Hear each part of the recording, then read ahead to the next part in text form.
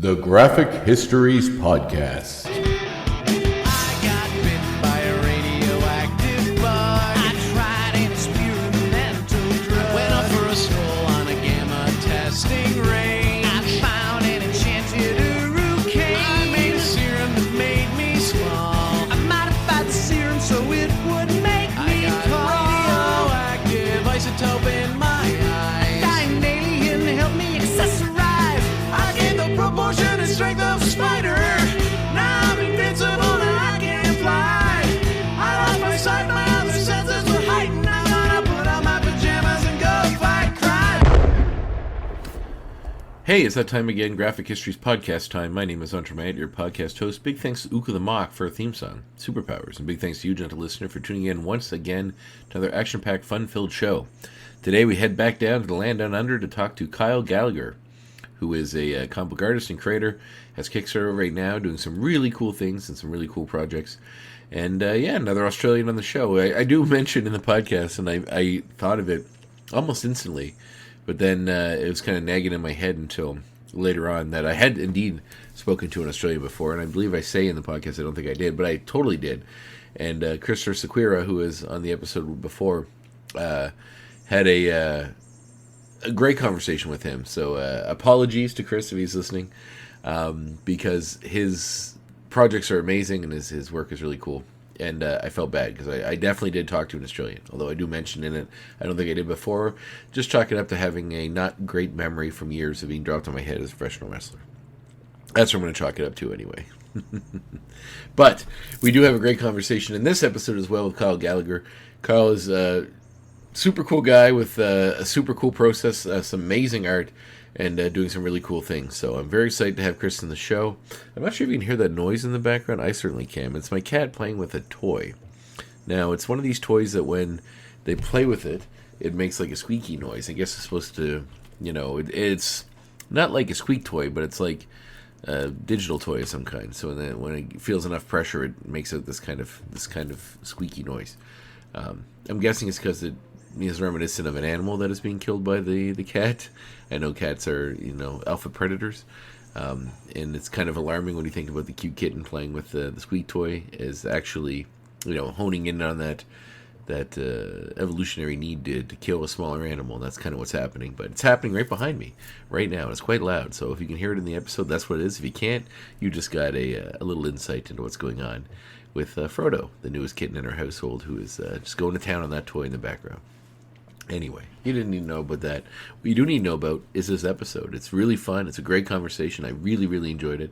Kyle's a very interesting guy and doing some really, really cool work. So be sure to check out his Kickstarter and be sure to listen to this episode right now. Here it is, my conversation with Kyle Gallagher.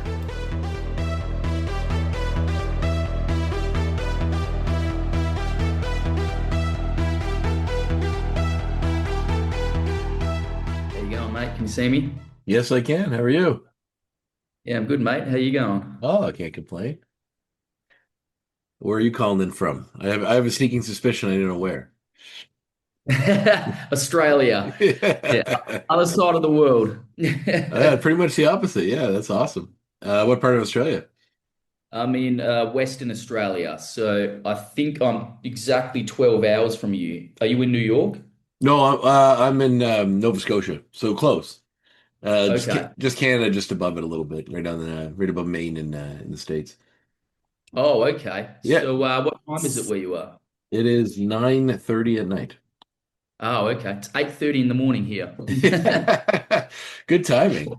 My Yeah. my sister-in-law actually lives in Australia. She's in the Gold Coast. Oh, cool. Yeah, it's beautiful there. Yeah, Great beach.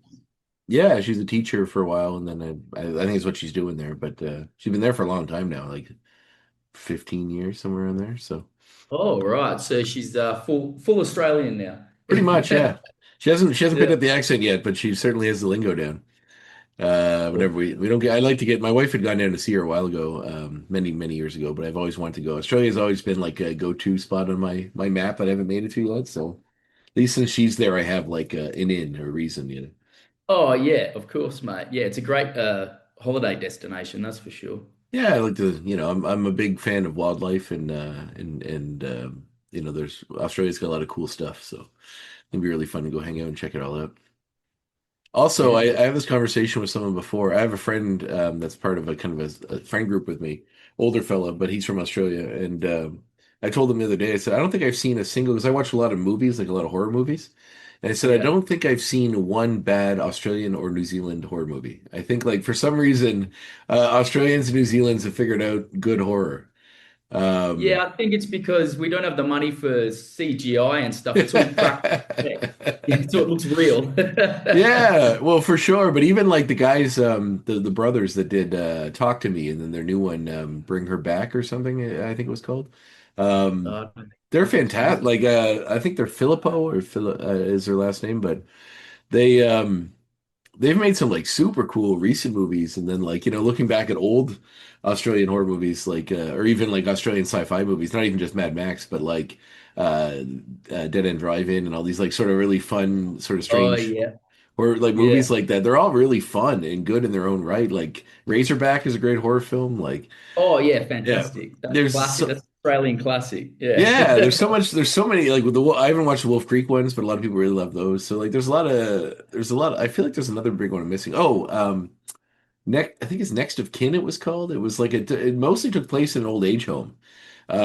It was on like Joe Bob Briggs show or something, and it was like super cool. I think Tarantino said it was like one of his favorite horror films. So that kind of what brought me to the table to watch it. It was Yeah, really okay. atmospheric and well done. Yeah, Yeah. Tarantino's a big fan of Australian cinema, so that's it's a good advocator to have. Yeah, for sure. Like there's a like Walkabout and other great movies that aren't just Breaker Morant, that aren't just horror movies. Yeah. But I haven't seen. I was actually, in fairness, I guess I could say I haven't seen an Australian film. I haven't thoroughly enjoyed. So there you go. It's broader than just horror movies. So Yeah, right. we're Fair getting enough. there. Awesome, cool. Well, welcome to the show. And I don't think I've talked to someone from Australia yet. If I have, I apologize if they're listening. But this is fun. This is great to have a unique creator from another part of the world out here. So thanks for being Yeah, on. thanks for having me, man. Yeah, I've been doing a lot of these, and it's nice to meet new people from all Mhm. around the world and find out different perspectives on things and comics. That's what Yeah, this is all about. yeah. So what got you into comics? What were the first comics? The first comic I ever read, I bought when I was about 10 years old, and it was Wolverine number 100. And that it was the one that came out in the 90s. And purely I bought it only just because of the cover, because the Hmm. cover looked so awesome, you know. And it was like Wolverine, by himself, and it was all wrapped in these wires, and he was like in pain. You could see like the Oh agony on yeah, his face. yeah. Yeah. And I think that was a good place to start, honestly, because then from there it got me into all the rest of X-Men and all that sort of stuff. So that's kind of, I grew up, through my teen years, I was reading a lot of X-Men, and I've always been a Marvel guy. All right. Yeah.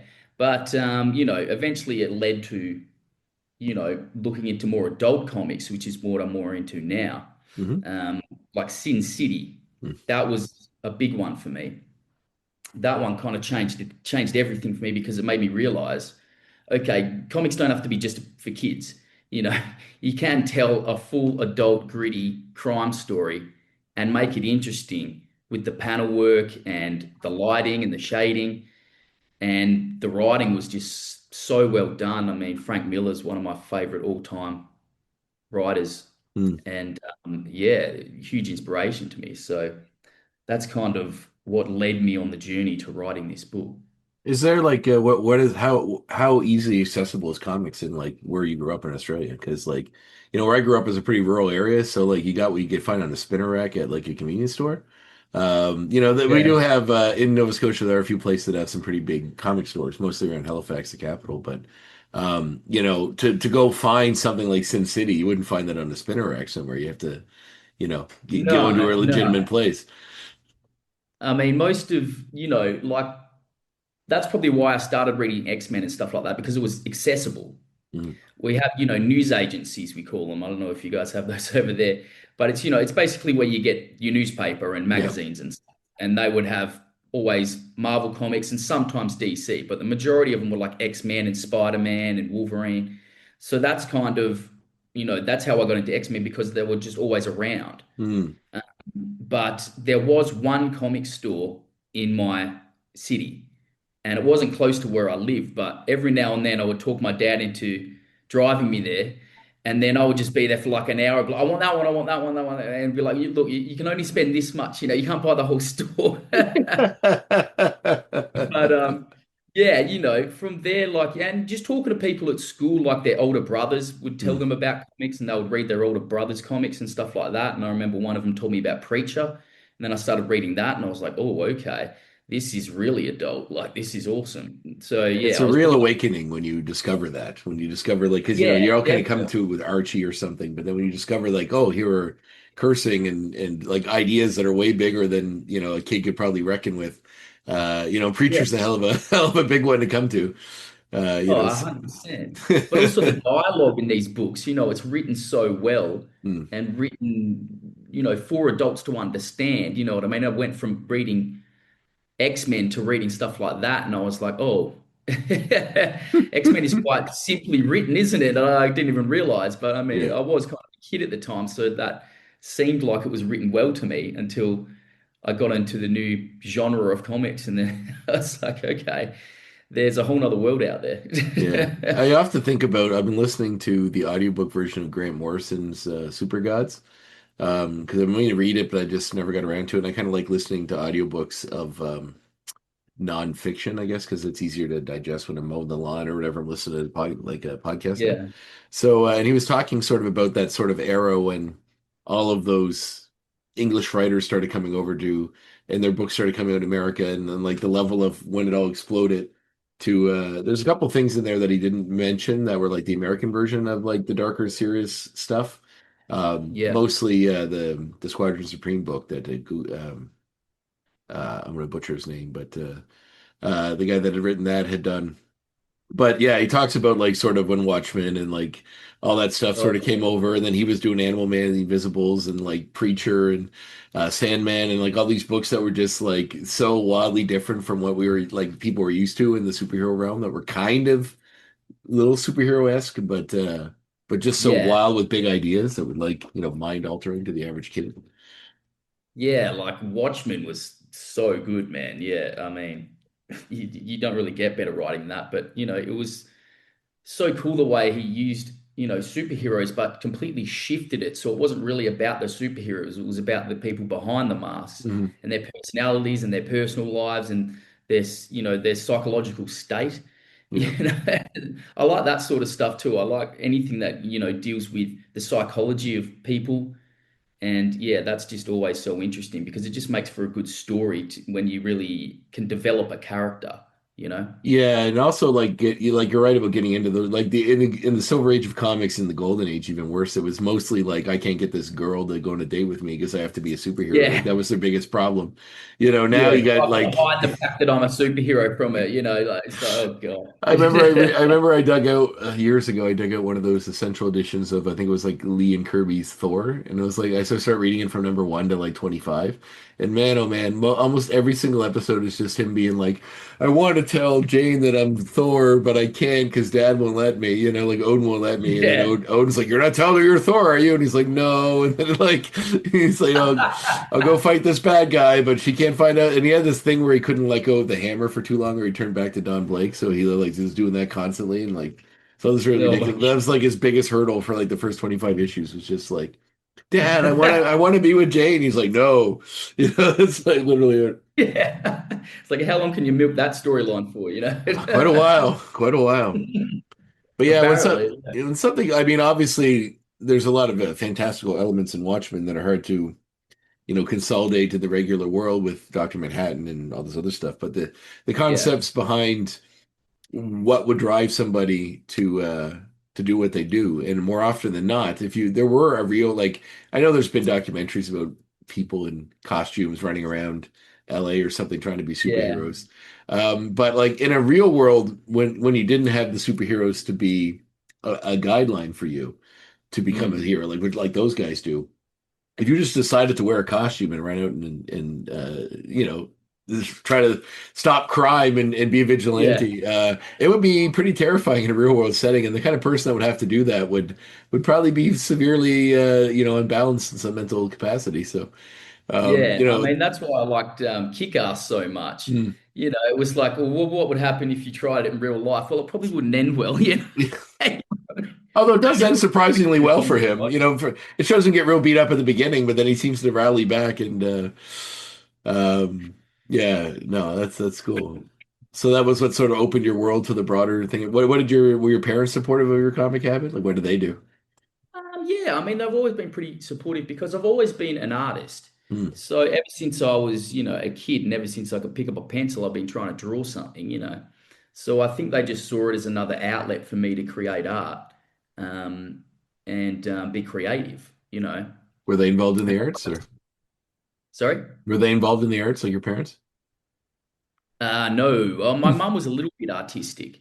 My dad is an accountant by trade, but he owned a couple of different businesses, so pretty far from that. But my uncle was he was a graphic designer and a sign writer and Oh, stuff. that's what I do. So I'm a maybe it graph. comes from that, somewhere in the genes there. Yeah. Gene That's cool. pool. See, I feel like you're the type of like I'm also a graphic designer and I have a brother who doesn't have any children, neither do I. So I kind of wish my brother would have had a kid so I could have been that cool uncle that's like pushing the kids toward comics and stuff. I'm like, Yeah, but definitely. I mean, I don't have any kids either, but yeah, I do have friends with kids and yeah, me too. they're always interested in art. So it's nice to go, oh yeah, that looks good. Yeah, try this, right? And then you give them like art books and stuff and you check this out. Yeah. That's like I'm the uncle in quotes that just gives them like Spider-Man toys and like comics or graphic novels Yeah. or books that are like based on superhero stories and I'm like get them started young. Let's go. Yeah. Yeah. It's so Get them funny. started young. That's right. Yeah. So as I assume when you were getting into reading these books where you draw like most kids when you're growing up reading these comics I assume your parents probably weren't reading what you were reading they weren't aware of what was in Preacher No, it's no, like they were not. No. hey I dad mean, it's check out funny. this vampire having sex with this other vampire while they're searching for God who abandoned humanity because he's disgusted by it yeah check it out yeah I yeah mean, not only comics, but like I was exposed to such like violent films and hmm anime when I was young. hmm And my parents, we would go to the video store and I'd be like, yeah, I want that one. They would not read the cover. They wouldn't see that down the bottom it said R18 plus. They would just go, oh, it's got a cartoon on the cover. Yeah, you can have that. No idea what I was watching, and it definitely influenced me on my style and my story writing. I mean, as you can see with this book, it's yeah quite violent, hmm But I mean, I was watching Pulp Fiction when I was probably like 11 years old or something, you know. It's But kind of funny when you have parents that aren't that like I'm not saying it's a fault on the parents because their generation they wouldn't think you yeah, could go rent what looks like a cartoon and then see that they wouldn't even know yeah, they right had no idea. Their yeah their growing up experience was completely different than that. There yeah probably weren't any, video stores. yeah it's like oh this looks like Mighty Mouse that was fine for kids he's fine Yeah, and meanwhile there's just like nudity yeah, and violence and ridiculous amounts of blood everywhere yeah, exactly. Um, but here yeah, you go so son take Akira enjoy yeah yeah, yeah yeah, that was a big one.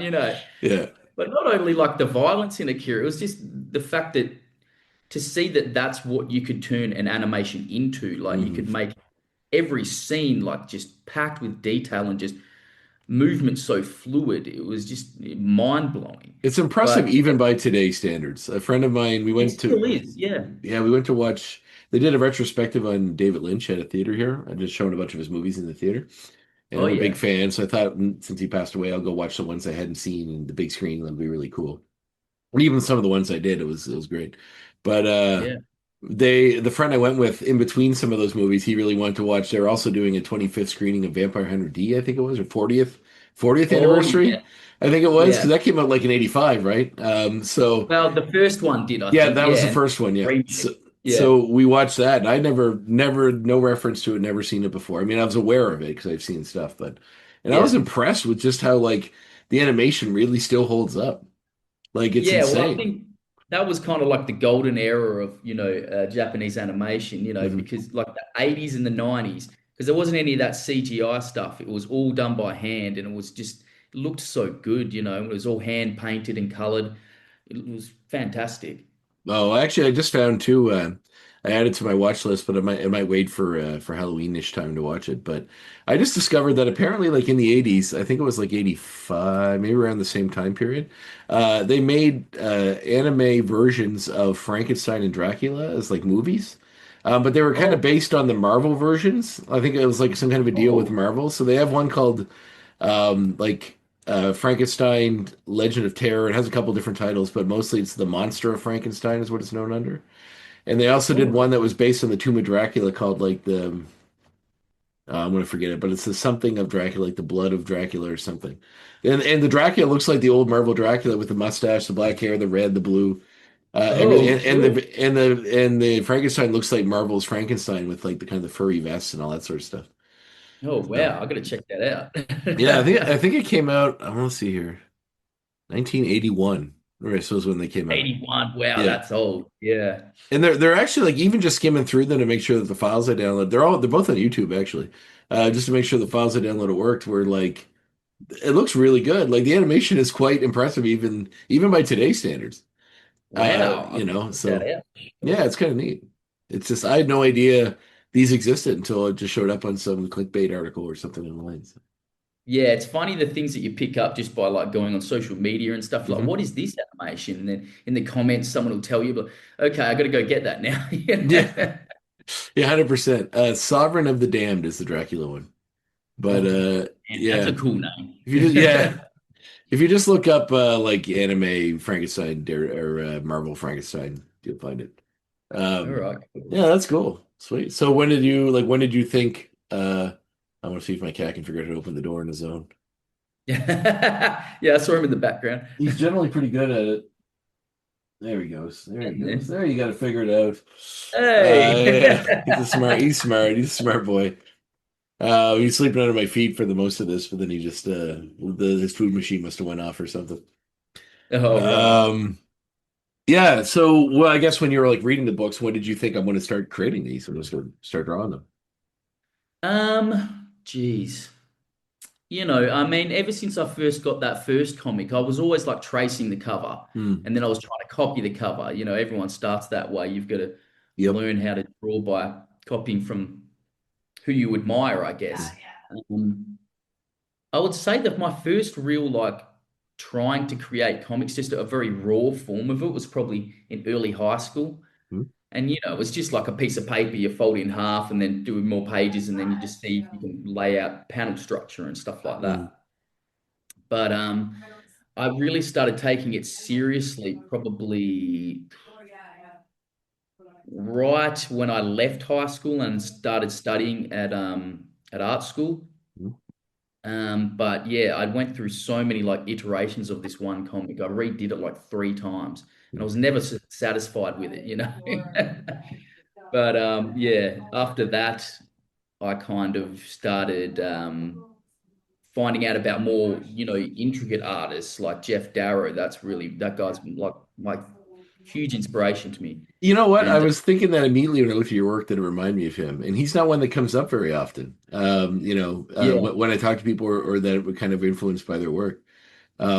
Yeah, that and Jason Burrows a little bit, but but Darrow for sure. And I remember thinking that immediately as I looked at it. That's very yeah, interesting. thanks. Yeah, and, it's a huge compliment anytime someone says that to me. At conventions, people will say that, and I'm always surprised they even know who he is. But every now and then you get someone that's like a full, geek into it, which is awesome. But yeah, when I started, I found out about like Hard Boiled. I think that was the first one I ever read of Hmm. his, and Well, he was the one who did Big Guy and Rusty the Boy Rusty the Robot. Boy Yeah, yeah, Robot. yeah, yeah, right. Yeah, Yeah, 100%. and yeah, he's done a few different And things. the Shaolin Soccer as Shaolin, well. yeah, yeah, those are cool. Those are Yeah. fun books. Yeah.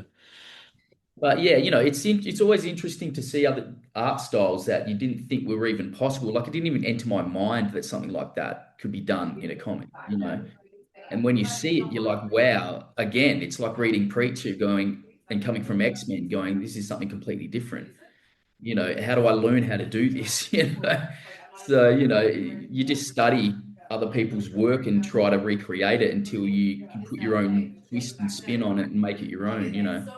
that's the So joy of yeah, the comics. Is often like I'm a graphic designer by day, but I've done my own little comics. Every once in a while, someone will ask me to like talk at a school or something, and that's the one thing I always try to kind of cram home. It's like look at Humberto Ramos, look at Jeff Darrow, look at anybody like Frank Whiteley, like, and then look yeah, at like Kirby, or whatever. Like look how wildly different all these are. They're all comics, yeah, like. It doesn't matter what your style is. If you want to do comics, you'll find a place to make it fit. Like I watched that yeah, doc definitely. I watched that documentary on Mike Mignola that they like Kickstarter and came out with, and there's a part where he's talking about like trying to find his place in comics because he did like a Batman, X-Men, a few other things before he kind of found Hellboy and did his thing. But there's one Yeah, issue Batman did that all took place in a graveyard, and he really got to let loose. And that's when he sort of realized what he could do with his style, and then everybody else kind of pushed him towards doing his own thing because they saw, the cool way he could work with the shadow and work with the gothic style that yeah. When he started, was he drawing like in a completely different style and then eventually developed into like Hellboy? you can kind of see it like a Yeah, little bit when you can look it up and see like him drawing like I think it was like X-Men or something in some issue. And it definitely seemed like someone that was trying to do superhero comics that had something else in yeah, there. You know what I mean? Like it was so like when yeah. it finally came out, you're like, oh well, this is what you're meant to be doing. Yeah, And yeah. It's like when Frank Miller was doing Daredevil. It was like he was just copying everyone else. And then yeah, he did Sin City. It was like, no, that's your style, dude. Like, stick yeah. with that. You know what I 100%. Yeah. mean? Yeah, I Yeah. agree. You're like, "Oh, well, this is what you should be doing." Like Yeah. you saw your mark. I guess like anybody, you probably have to try to fit in where you can when you're trying to make a name for yourself, right? Like Oh, yeah, for sure. Because the industry just, they want what they've seen before and they want what's popular and yeah. what sells, but you don't know what will sell more unless you try something different, you And know? often when you talk to some people too, like I talked to like people that worked on some big Marvel books or something. And sometimes when they come on after someone else, it's like, well, for a while at least, try to look as much like them as you can and ease your way Yeah. back into your style, just so people like aren't jarred by the drastically different styles. Was like conversations they Yeah, had like with them. one issue to the next, all of a sudden it's completely different. Yeah, Yeah. I don't think it was like super deep into it, but like Eric Larson coming off of Todd McFarlane, like, there's definitely some like trying a little bit to kind of mask what he was doing, getting into his own thing.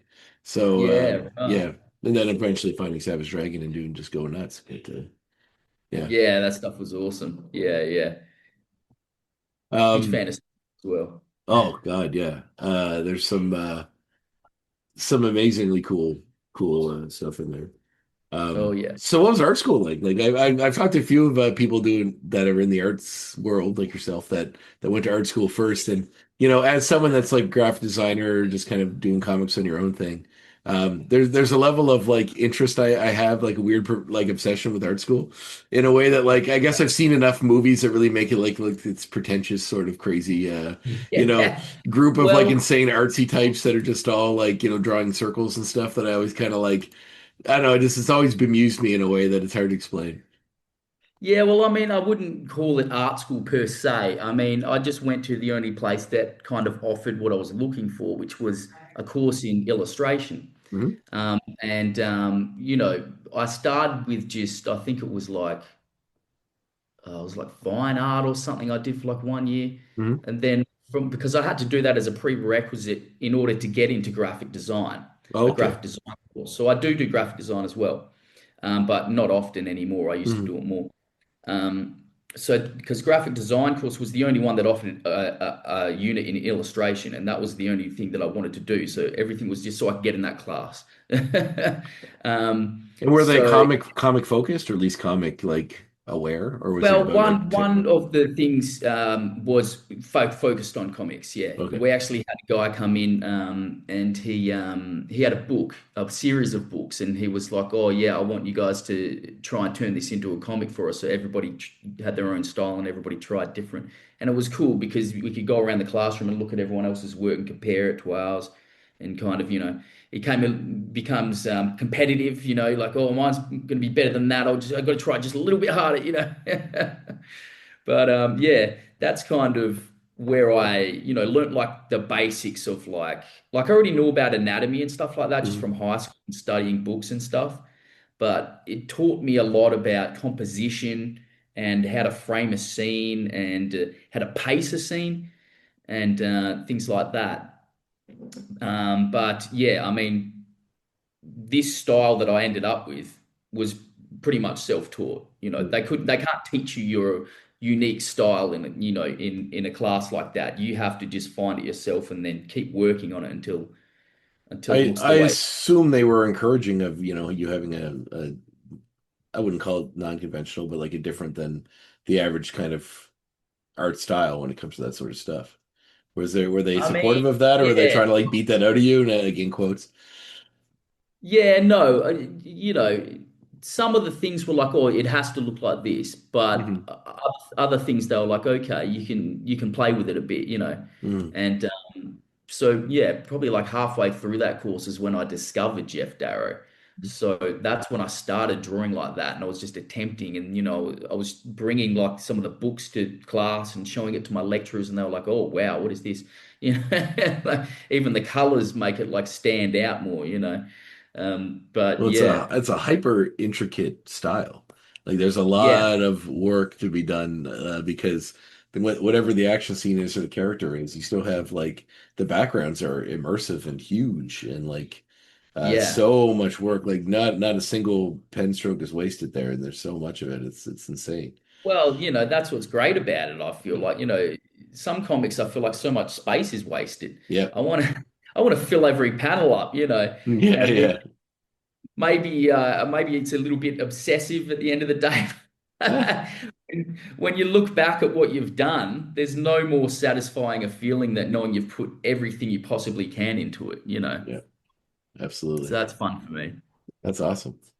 Well, when you finished, did you made it through art school, I assume, and did you go right into trying to Yeah. find a career in comics, or was graphic design the first sort of stop? Well, it was more graphic design, yeah. I worked freelance for a long time, but I was always doing gigs on the side, like doing book covers and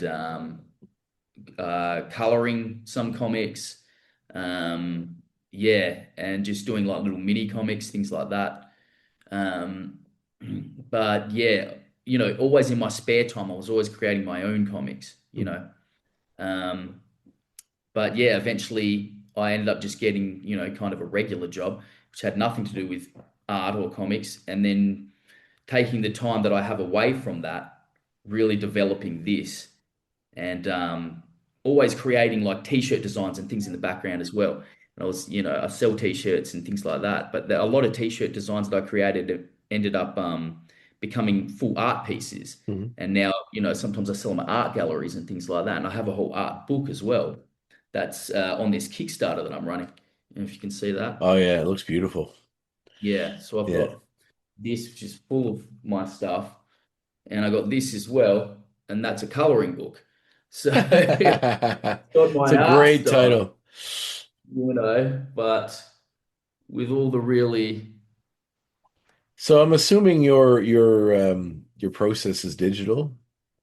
yes, it is. Yeah. Okay. I Because mean, I started traditional like everyone did, but it's just so much easier. eh, It's, yeah, it pales in comparison I was to, amazed with how fast you take to it.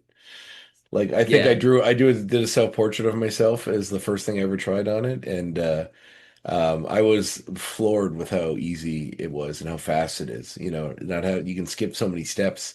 No, yeah, no scanning, no cleaning up all the stuff. You can go right to the like. It's just insane. Like you can just do it all in yeah, layers and so much easier.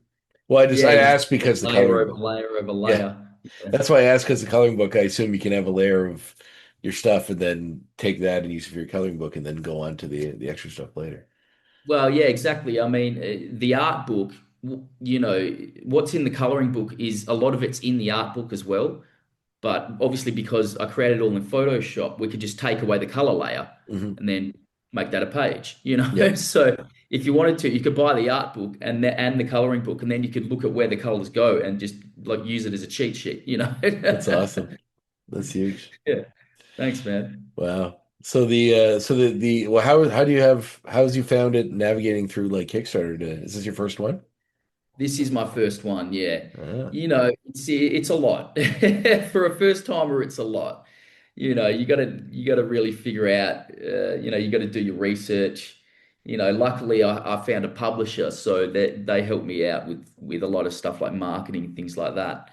But the majority of it comes down to me because I'm trying to sell to my audience, and who better to do that but me. Um, And what would you say your audience is? Is it just like people that are in line with your art style, or people that follow a certain type of genre, or? I think it's a mixture of both. I think people that like, gritty storytelling, but also people that are into, intricate, hyper detailed art, because I follow a lot of artists like that and a lot of them follow me back. So there's kind of a small niche community there of people that respect each other and what they're doing because not many other people are doing it, and they realize the hard work that goes into it.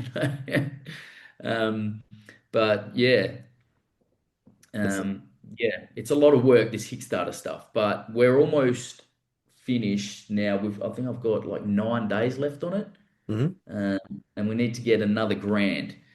But I should be able to get that. I'm working on a commission for a guy right now, and he said he would contribute some money to it, so that should help boost it up a little Oh, bit. beautiful.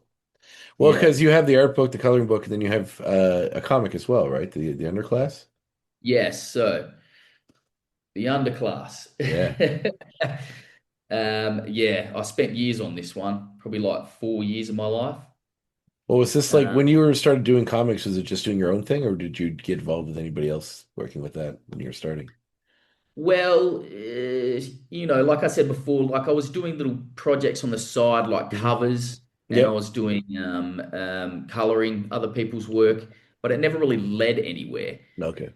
So, it was like, okay, it's almost like I'm doing them a favor, you know what I Mm, mean? yeah. Like, Exposure okay, dollars. exactly. And Yeah. it's like, Yeah. if I'm going to do something, I may as well make it 100% mine. So, if I fail, it's on my own merit. And Yeah. if I succeed, it's on my own merit. Yeah. So, Absolutely. it's better to just do what you want because you can put all your passion into it and you don't want to, half-ass it. So I that's think it what I did. was. I just went, okay, I'm just going to put my all into this project and forget about all the other stuff. And I finished it, thank God. That's awesome. Yeah, I often quote Jim Carrey did a commencement speech somewhere that was making the rounds on social media where he talked about like how his dad was like the funniest person he knew, and his dad always wanted to be an actor and a comedian. He never did. He was like he took a safe job and was like a real estate guy, or no, I think it was like a I don't know business somewhere. And how Yeah, after working for a company for like so many years he got let go, and he was talking about how like you can still fail at the safe option, so why not do the one, like you can do the safe option and yeah, still and you can still lose, regardless of so why not take a chance on the fun one, the thing yeah. you really want to do, right? May as So well risk it. I exactly, mean, exactly. Well, where do so tell me about the underclass, and we'll dig into where it comes from. okay, so the basic premise is it's about a high school that teaches kids to be criminals. So that's really just the setting though. So the story itself, it's four short stories about four different characters within the school. So it's kind of like Sin City, but set in a high school. And it's about these characters that are kind of stuck there. They don't want to be there, and they're not prepared to be there. So it's almost like being innocent and going to prison, trying to figure out how to navigate the system and survive essentially. And some of them survive, some of them don't. Some of them have to become really bad, even worse than the people they're in with in order to survive. And some of them, have to just kind of figure out other avenues in order to get through it. But it's extremely violent and it's definitely not for kids. So if that's what you're into, you'd love it. Yeah. That's awesome. So where Yeah. did you said you were working on this for a long time? Where did I guess, can you pinpoint the concept or the origin of where it came from originally? Yeah. It started with one image, and that was the story's called Knife Fight.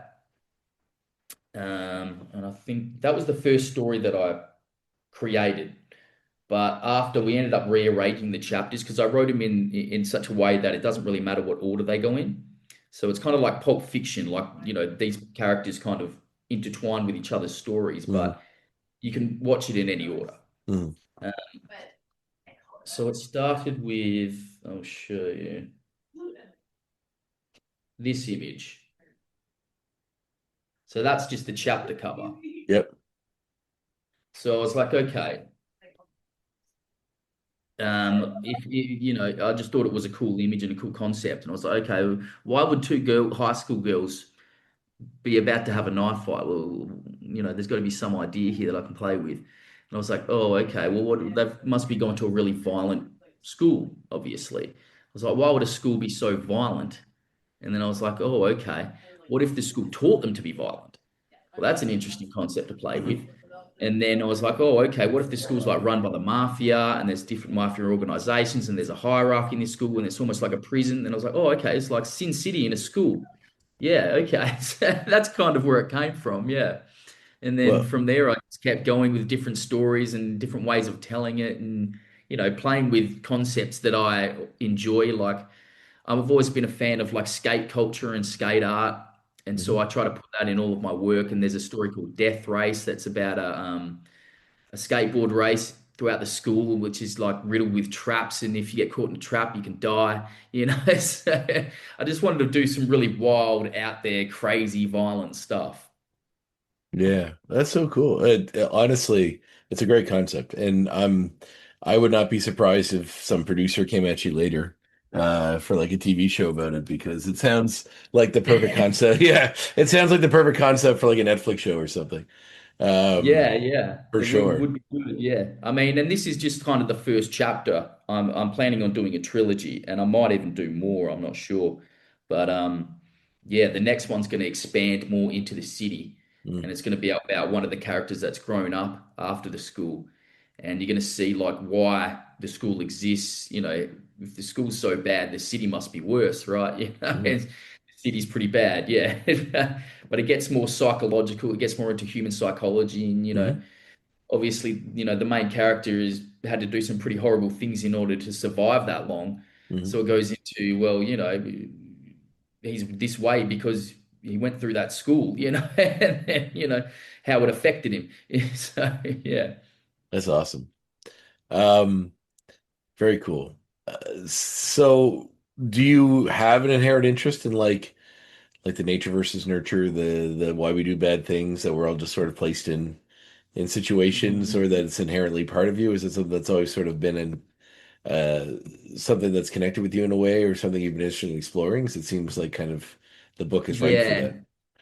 I think about it often actually, Uh, and it is something that I explore kind of in the next book. But I think it's a little bit of both. I hmm. mean, it has to be, right? That's what But there's a I that's my take on it. Yeah, I think a large portion it comes from nature. Like if you're born with certain genes, some things can't be helped. Hmm. But there are ways to fight against that if you try hard enough and Yeah. if you're in the right position in life. If you I have the kind of right health. assume it's like being healthy, like having a healthy body. Like you'd Yeah, be less susceptible to getting sick or having a disease enter you or yeah, fuck you up if your body's stronger. So I feel like if you're given those, as a young person, in a sense, your morals or whatever, or at least some part of you that's okay with, respecting life and having empathy. Like if that stuff's nurtured, I think it gives you yeah. a head start over those who obviously are in bad situations or abused or whatever. Yeah, definitely. And I mean, the next book really dives into that stuff. It deals with mental illness a lot, because a lot of that stuff, it comes from childhood trauma and things like that. And that, but a lot of people are born with it. I mean, my brother was schizophrenic and it runs in my family. So, some people you just have to be careful. Like you can't do drugs, you can't do this, you can't do that, So, it is there, Yeah. nature. But if you don't take the drugs, nurture, Yeah. you won't become like that. Yeah. And So, even, like I'm sure your brother probably has a good support system, in his family. But if there are many well, people that he's don't. passed away now, Oh, but I'm yeah, sorry to hear that. he was, we were always around him trying to help him. Yeah, but Mm. things happen, man. That's life, you know. Yeah, yeah, it's tough to. I don't got to go into that if you don't want to. But No, it's, um, I mean, growing up with someone like with that must have been tough as well, right? Like, is it yeah, just, well, I think maybe that comes out in my work as well a little yeah? bit, you know, like anger and frustration. Mm, And yeah, and the human psychological element mm, of character building and things like that. I mean, I think everyone has had some sort of experience with mental illness, you know, even depression or anxiety, you know hmm. what I mean? Those are still mental illnesses to a degree, they're just not as extreme, but everybody can relate to feeling like they're, alone and they can't tell people about their problems. And, Mm, if you don't tell someone, you're just going to explode, hmm. if you don't do something about it, you know. And I think, a lot of the people in this story, these kids, they're trapped. They're trapped in this school. They got no other choice but to try to adapt. But, in the next book, you see how it affects an adult. So, Mm. yeah. Yeah, that's very interesting. I watched a movie years ago. It's not, I wouldn't call it a great movie, but and I don't have a lot of experience with the condition, but I'm assuming, it was a Ryan Reynolds movie called The Voices, I think, where he played a guy that was a schizophrenic and he like Yeah, yeah. is I it? think I saw like half of that. Yeah, I didn't and watch it the whole thing. they do it like the dog and the cat talks to him, and he's like ends up Yeah, killing all these yeah. women, and he has their heads in the fridge, and he's talking to them, and but there's a point where he tries to get better and takes some medication, and then like sees like the movie's really candy coated, and everything like seems really like wonderful, and things are going well. And then when you Yeah. finally see him take the medication and see what his life is really like the house is horrifyingly gross, and like the head is decomposing, and the cats and dogs aren't Oh, talking to him, and like all of the things, and like he's so disgusted and horrified by it that like it's if you don't take the medicine everything's fine, because then yeah, everything's bright and yeah. colorful and it's back to the way it was. And like Like I know I'd that's rather a live in the fantasy. yeah, I know it's probably a stark oversimplification of what that is, but Yeah, it did provide a good case for, someone who has no experience in that realm to be like, oh, I can kind of understand why people don't want to get better, because like if it's a choice between the real world and a fantasy world where, I'm, you don't have to deal with all those issues, then what are you going to choose, yeah, right? Of course you're going to choose the happier one yeah, of the two. But for yeah. And I mean, the rest of us living in the sadly, real world. that it is kind of like that in some ways. It's like a lot of these medications, like bring out, and they don't really know what they're going to do to each individual person. It's different Hmm. for everybody, Yeah, and a lot of the time it just dulls people, so yeah, they don't even feel like they're alive anymore. They're just kind of like walking zombies. You know what I mean? yeah, So why would you walk around in life like that all the time? Well, you'd probably choose the other option and just not take it. yeah, yeah, Which is why a lot of people, that have that problem, they don't want to take it. yeah. Well, I you understand. can understand it. Yeah. Wow. Uh, was it just you and your brother? Do you have any other siblings? No, no, he was my No. only brother. Yeah. But I've got a Well, lot of cousins and stuff, so well, that's good. yeah, Support system in place. Awesome. exactly. Yeah. Well, that's so you mentioned you kind of foresee a trilogy of with this book. Is there I mean, when you get to the third book, do you have any other projects in mind for the future that you're currently kicking around? Or that you Uh, can discuss? I don't want to get you in any trouble if you're working with a do you mean publisher. after these books are done? Yeah, yeah. I don't know. I mean, I was thinking of starting a whole nother kind of series of books, but making it like a cyberpunk thing. Hmm.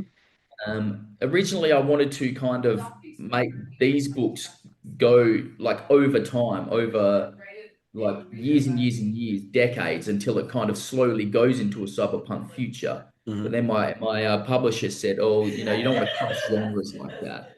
So I was like, "Okay, well maybe I'll make them separate, and I'll just make them two completely different stories." So it'd be fun to play with something like that. Other than that, I'm doing things on and off for different people. Not full comic projects, but every now and then I'll do like a few pages or different covers and things like that. Hmm. So that's, I've always got ideas in the back of my mind, and it's just a matter of time. Do I have the time to create them? Like I'd like to do a Western. I think that'd be fun. Um, Oh yeah, Yeah, it's a fun I don't genre. know. Yeah, definitely. But Well, yeah, I I was got some gonna ideas. say that you're like the high like this your style is lends itself to a lot of stuff you can do with that. Like the that sounds really fun. You know, obviously the cyberpunk thing seems right up your alley. There's Yeah, an artist, it wasn't Darrow, but there's somebody who used to work with Warren Ellis on one of his books. And I can't remember which one. It was like one of those creator own I ones he know. was doing. I know exactly what you're He talking did the about. covers for Doctor Sleepless, I think it was, and I can't remember. I'm trying to think of his name. I feel like he was a Spanish artist. Yeah, But you're talking about Juan Jose Rep. yes, yes, yes, Rep. RYP. Yeah, that's right. Huge influence on my work Really? because Okay. oh yeah, yeah. I found out about Jeff Darrow, and around the same time, I found him through reading Frank Miller's RoboCop. Oh my Right. God, the art in that blew Yeah. my mind. I was Yeah. like, wow, he Yeah. pushed it to the next level, even further than Darrow. Yep. I was like, this is incredible. And I'm actually friends with him on Instagram and Oh, really? Facebook. Awesome. That's Out funny. sometimes. Yeah, Yeah. it's awesome. That's so cool. Like the age now that we can hook up with those people and like I've you know, not saying they're all ready to have great conversations or whatever or make new friends online, but the idea that you can just like, get accessible to them. I remember early Yeah, on when I mean, I'm 39 now, so I'm gonna guess whenever like Warren Ellis, when I came to him was probably like when he was doing those books like Fell and Doctor Sleepless and all these other ones. But he had that yeah. message board online where you could go on and like, and I remember like talking about some comic I found, and then it was like a Justice League Elseworld story where it was like kind of Victorian Englandy, kind of cyberpunky. And Okay. and then there's a comment where a guy said, "I wrote this," and his name was the guy that wrote the series. And like I got that little conversation with him about the book and how much I enjoyed it That's and how fun it awesome. was. So you know, when you get to that, and you're like, "Oh, this is like so cool that you like they're touchable now. You can reach these Yeah, people." And yeah. yeah, It's like you grow up reading these things and you think, oh, they're so these are like I would never meet this person in real life. yeah, And then yeah. I mean, I was at a convention, the first convention I ever went to, showing my work, and an old guy came up and started looking through my art, and he was like, "This reminds me of Jeff Darrow's work," and I was like, "Oh, thanks, man. Surprised you know who Jeff Darrow is." And he goes, "Oh yeah, he's a good friend of mine. I lived with him for like 2 years in Paris, and we used to study together." And I was like, "What?" I was like 1 degree of separation away from my hero, you know. I was waiting for him to be like, "I am Jeff Darrow." You're like, "Oh no," you Yeah, know? yeah, that would have been better. Yeah, that would have been a Yeah, great story. yeah. It'd be funny just going around looking for people that look like you, so you get into that conversation. Like, oh yeah, yeah, that Yeah, is me. I'm him. yeah. You know. Well, Hey. even just doing this, like the podcast, like I've talked to like J.M. DeMatteis and like Eric Larson and people that have like are huge titans from my me growing up and learning Yeah, some interesting stuff about like their process or why they came to do what they did, and even just getting to talk to them in a fun way and not just be a drooling fanboy the whole time is always sort of is yeah. mind bending to me.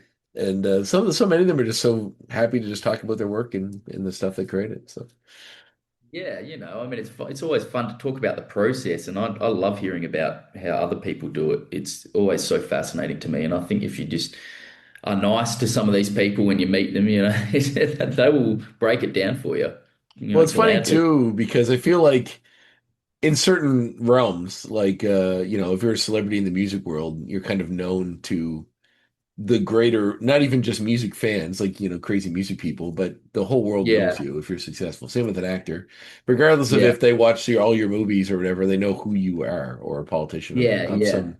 But like with comics, I feel like you really need to know comics to know these people. You can't just Yeah, incident now with the movies and stuff. But like the average person that's watching a Marvel movie isn't invested enough to go seek out the death of Captain America or the Winter Soldier and know that Steve Epting drew it and that yeah, Brubaker wrote it. Like they don't care enough to go that deeper, but comic fans do, and they know because yeah, they're so like I feel like it's a kind of a more closer knit fandom that way, and they always seem just to be happy because I don't think they're really on a level of like if you're a writer, it's not like you're Stephen King, right? Like in the comic yeah, world, you're known, but outside of that you're probably not getting noticed on the street. So yeah, these can exactly. it's really cool to be able to, but your work means so much to so many people, just a very specific type of person. Yeah, definitely. And Yeah. it's fun. you know, you could be at a convention with somebody who's not even really big into comics, and someone could walk by and you'd be like, "Oh my God, that's that guy." They were like, "Who?" I don't, Yeah. it's like it's a big deal to me, but maybe not to you. Yeah, like I went to a Comic Con one time and I like walked by Sergio Aragonés's table, the guy did Gru and Stan Sakai from Usagi Jimbo, and I remember just like nobody was in line, and I was like, "What the?" And I just like got in line, and the thing is, like, I had a little indie comic I made at the time. It's like the first thing I'd done. It wasn't great, but I was trying, and I gave it to them, and they were like, "Oh, come back tomorrow," and I came back the next day because it was like a 3-day convention.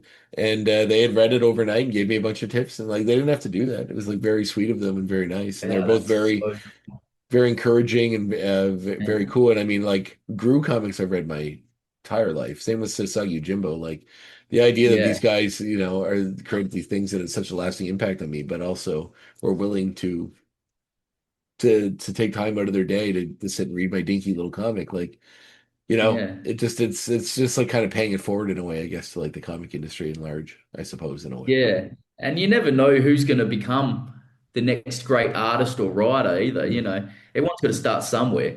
Everybody's, develops from somewhere. And, it's fun when you meet someone, you go, oh, I'm in the position now where I have people coming up to me with their portfolios. And that was me a year ago. I was the person giving my portfolio to other people. And I'm Yeah. like, how is this happening to me now? Now I'm critiquing other people's work. But I'm never mean to people. I'm always like, yeah, this is great. You keep developing on this. You need to work Yeah. more on this. If you just focus on this part of it, forget about this, you can get better. Rah, rah, rah. Look, watch this artist. It's always fun to encourage someone to get Yeah. better. That's awesome. Well, it's also wild that you're still like, because I think I thought the days of people bringing portfolios to people at cons are kind of getting down because it seems like it's all on the internet now, right? Like you just, Yeah, I mean, yeah, it's hard to reach people through the internet. I think, it's like social media. It's hard to get a fan base. The algorithm just like throttles you, what I mean? yeah. But I think, if you want to get into comics specifically, I think there is no better place to go than a convention. Well, that's what I've found anyway. Hmm. Um, but you can't put a price on meeting a person face to face, what I mean, and really showing them that you're passionate about it, you know what I mean? You can't write that in a synopsis. Yeah, and there's But like there's an engagement when you talk to somebody that like you get a feel for who they are as a person. That stuff bleeds through, right? Their excitement and all that stuff. Like it's not, yeah, yeah. And if you can work with them, if they are really yeah. good, you've got to be able to have a personal relationship with these people. Otherwise, it's not going to work. Yeah. Well, that's like Yeah. the origin stories of so many creators. Like even if they're old enough, they're just like, yeah, I just went to the Marvel studio. I went to New Yeah. York and just like Stan Lee was over there and Jack Kirby was over there doing something and I just wandered in. I was like 19 with like a portfolio and they're like, oh yeah, Marv Wolfman can look at it and and then it's just like all Yeah, these yeah. people and he's like, All oh, right, this is kid, yeah. look at the cigar. Come on, kid. Yeah, yeah, yeah. Get to the back. We'll get you a job. Yeah, it's like, Yeah. come on in, and just like, or like, someone that met somebody that was sleeping on the couch, like, somebody was, who was it? I think it was Len Wein. Somebody was like sleeping on Len Wein's couch for a while. Like, it was just like in crazy, like, or it wasn't Bissett. It was somebody that was like had some story about that, and I remember just being like, "What?" Just like, or getting a phone call because somebody like knows their mom that knows this person that like called them up and be like, "Oh, I heard Yeah. you're trying to do comics," and then they're like, "Oh my God, like some big creator that I love is on the phone right now to talk to me about comics." Like, it's just Yeah, wild. knowing people definitely helps too. Oh, I know that guy. Yeah, I'm friends with him. Oh, yeah, we should work together. It never hurts. That's awesome. Well, so the Kickstarter is going until was it the 12th? Is that what it said? Yes, All finishes on the right. 12th. That's very exciting, and you're not too far from the goal, so that's excellent. 51 backers. So cool. Yeah. It's a pretty cool looking book, and you got some pretty cool looking stuff. I haven't figured this out because I was curious about this because I've gotten some just I'm not gonna get too deep into this subject, but the so I've backed a few Kickstarter things or like board games and stuff 'cause that's something I'm into aside from all the other nerdy ephemeras you can see around me. Yeah, yeah. You got a lot of cool Um, stuff back there. yeah, yeah. I like one of my nice pieces is I don't know if you can see it there, but I have like an Infinity Gauntlet there that Oh, what? That's Yeah. awesome. You don't normally see it on the I don't know if it's plugged in. Yeah, there we go. The lights up. Oh, what? Yeah, it's on like a He's stone big, eh? base. Oh, it's a full size one. Yeah, you could. It's really Oh, only a display piece. You can put your hand in it, but it doesn't act like a glove. It's just a statue, really. yeah, I get you. Because Yeah, it's it like does come off the rock. base if you wanted it to. But Oh, cool. yeah. So it but the idea that I've been getting several messages from some of these places saying like that now tariffs are becoming like issue in the States and that like to ship from because a lot of the places that make it and ship it out are from the States. So you finding any issues with that as far as getting your shipments fulfillment if you get it or is that something that hasn't really come up yet through Kickstarter? I assume they're probably aware of it, but What do you mean? oh, like in the Sorry. States? Oh, the States, the tariff thing, like they put a tariff on Oh, the tariffs. Yeah, yeah. yeah, yeah. I mean, it was way worse before. I think it's lowered now, hasn't Oh, it? really? Well, maybe between Australia and the States, yeah. I'm not sure what it is. Yeah, Who it knows was what that much. arbitrary reason they do what they do. Yeah, I know. Well, the thing is, we get most of our books printed in China, Hmm. so they had the worst tariffs. Yeah. Oh, yeah. I think it was like 100%. 125% or something. But now I think it's gone down to 30, which is manageable. Yeah. You never know what's going to happen from day to day. But we just need to get it in at a time where the tariffs aren't too bad. And then from that point, we distribute through Amazon because, Oh, my okay, business perfect. does all this stuff. Yeah. Oh, okay, so Um, it's Amazon fulfillment. exactly. Yeah. But, some of the books have already been printed and they're already ready to go, like the two art books. Yeah, those You look amazing. those. Yeah.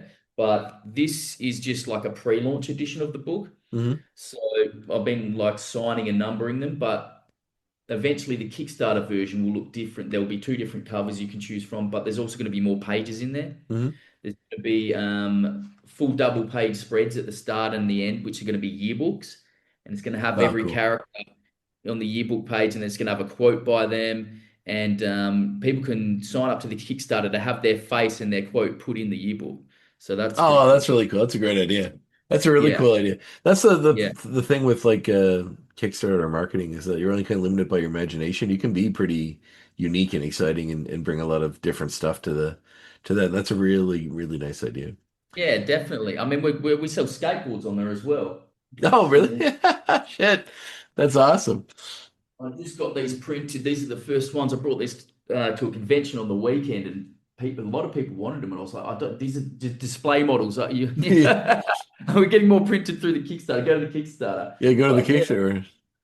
good quality. Those are Made beautiful. wood. Quality stuff.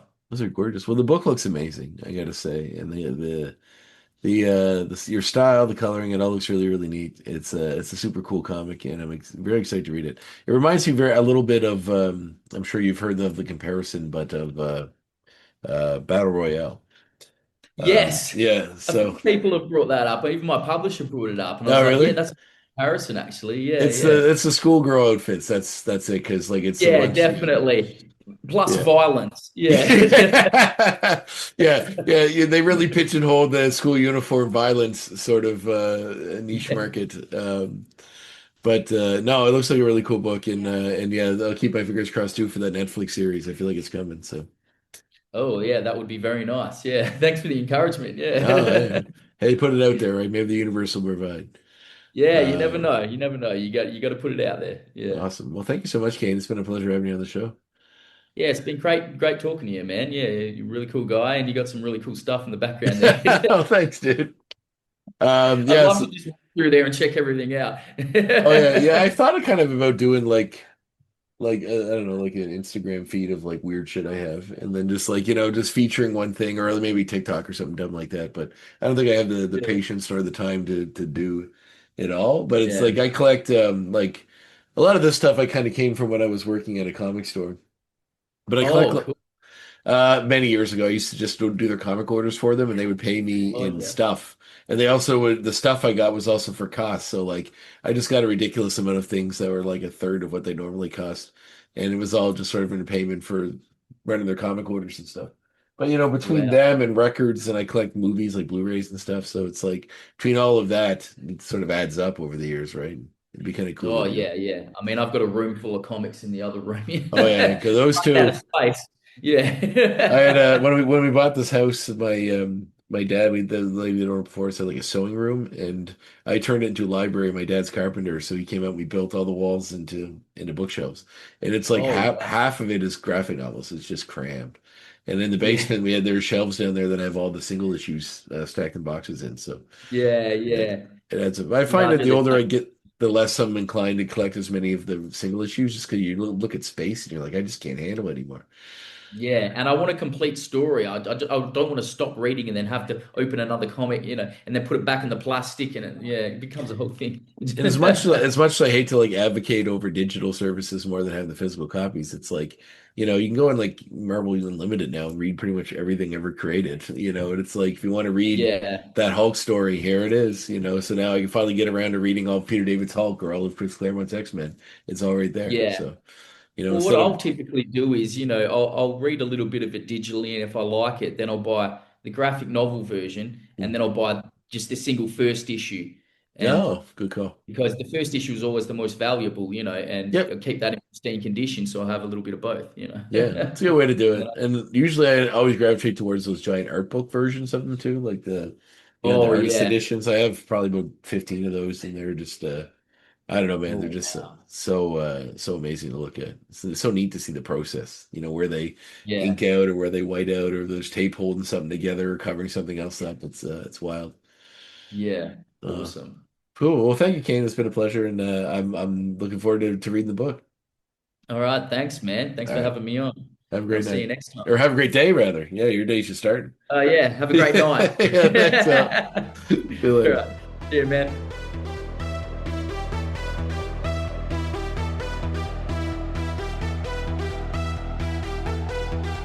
We're having my conversation with Kyle Gallagher. Frodo is still playing with that toy in the background. I don't know when it will end. It may never. I may just be in a hellscape of listening to the squeaky cat toy noise in the back of my head as I'm trying to record outros to my podcast for eternity. That could be where I'm at right now. This could be hell. We could be in it, you and I, right now. I'm not sure. But Frodo certainly is having the time of his life. And that makes it feel a little better. So be sure to tune in next week for another action-packed show. As always, they're action-packed, explosive, and crazy shows with a lot of ins, a lot of outs, a lot of what have yous. And yeah, it's going to be another good episode. So check out on social media who the guest is going to be, as I haven't recorded yet. But this is like 2 weeks out that I'm recording this one, so we'll have lots of time to get new guests in. So somebody amazing will be filling in that slot, I'm sure. So, in the meantime, stay safe, have fun, read some comics, and read a book too. Throw a book in there. You expand your horizons. The comics are great, but novels are too. So get in there. The Graphic Histories podcast is a proud partner of the United Federation of Podcasts.